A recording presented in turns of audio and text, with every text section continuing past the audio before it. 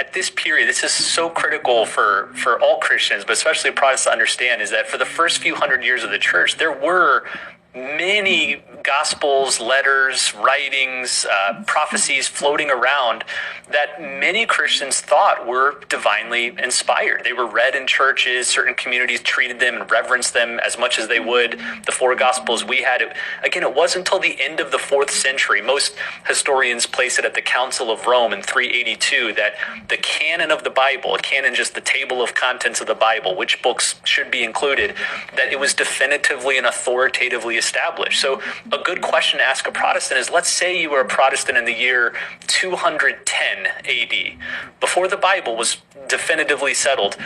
How would you know what to believe as a Christian? How would you know what to believe about heaven or hell or purgatory or Mary or the saints or the sacraments? Where would you turn? There was no book that you could refer to and say, well, if it's not in that book, I'm not going to believe it. There was a bunch of different writings. Well, this wasn't a problem for the early Christian community because they knew where to turn, which was to the bishops. The bishops were the successors to the apostles. Christ had given his authority to the 12 apostles. Those apostles then passed down that authority to their successors, the bishops. And so it was the bishops who were authoritatively determining what was in bounds and what was out of bounds for the Christian religion. And that ultimately